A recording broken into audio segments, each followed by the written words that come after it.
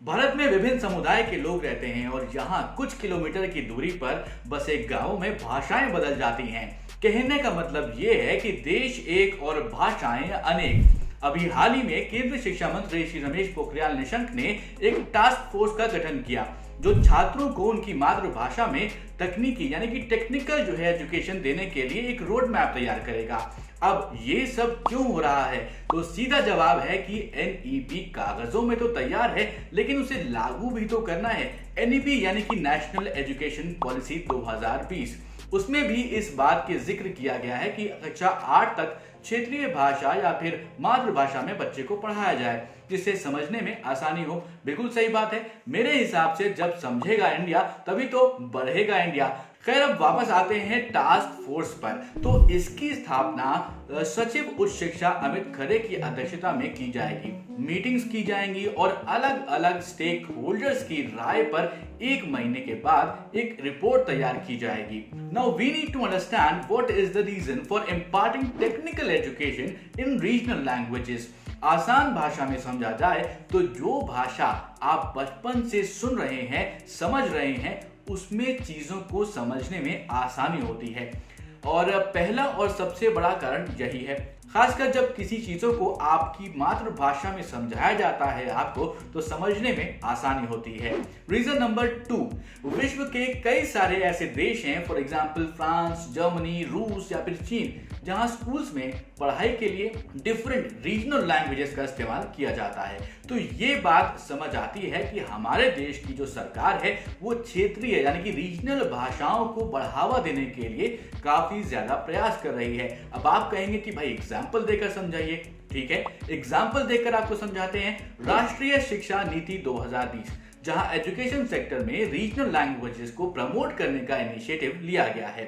Commission for scientific and technical terminology यानी कि CSTT university level पर बुक्स को रीजनल लैंग्वेजेस में पब्लिश करने के लिए ग्रांट प्रोवाइड कर रही है।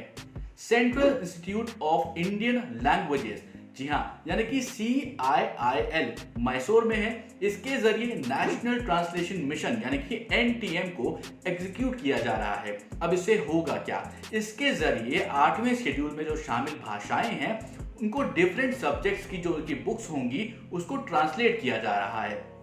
अब इससे ज्यादा और क्या बताएं सर। लेकिन एक इंपॉर्टेंट बात, क्या आपको मालूम है कि हमारा जो संविधान है, इंडियन कॉन्स्टिट्यूशन है, उसमें भी स्थानीय भाषाओं की रक्षा के लिए कुछ कानूनी अधिकार भी हैं? नहीं मालूम है तो कोई बात नहीं, हम हैं आपको बताने के लिए। देखिए, article 29 protection of interest of minorities Bharat के राज्य क्षेत्र या फिर उसके किसी भाग के निवासी नागरिकों को अपनी विशेष भाषा, लिपि या फिर संस्कृति को बनाए रखने का अधिकार देता है। Article 120 the language used in parliament, संसदीय कार्यवाही के लिए हिंदी या अंग्रेजी भाषा के उपयोग का प्रावधान किया गया है। लेकिन साथ ही संसद सदस्यों को अपनी मातृभाषा में अभिव्यक्ति का अधिकार भी प्रदान किया गया है। इसका मतलब that everyone has a right to express themselves in their own mother tongue.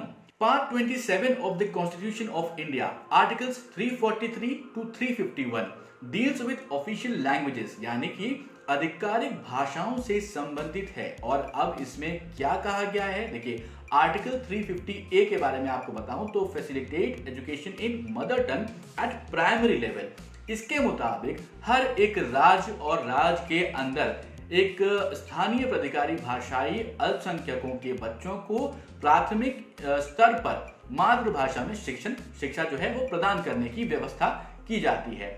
इसी तरह से आर्टिकल 350B जो कि है special officer for linguistic minorities, और article 351 directive for development of Hindi language, केंद्र सरकार को हिंदी भाषा के विकास के लिए निर्देश जारी करने की शक्ति ये आर्टिकल देता है। मैंने आपको कुछ देर पहले 8th शेड्यूल की बात करी थी कि ये 8वां शेड्यूल क्या है जिसमें जो भाषाएं हैं, अब वो आपको मैं समझा देता हूं यहाँ पर। तो इंडियन कॉन्स्टिट्यूशन के 8th शेड्यूल में 22 यानी कि 22 लैंग्वेजेस का जिक्र किया गया है।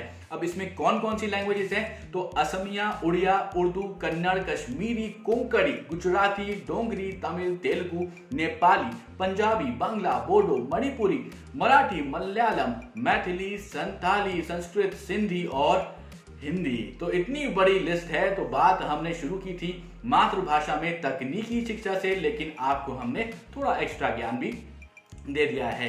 तो आपको ये जरूर वीडियो पसंद आया होगा। तो अगर पसंद आया है तो क्या करना है, आपको लाइक करना है और शेयर करना है इसे अपने दोस्तों के साथ, और यूं ही देखते रहना है जागरणजोश.com।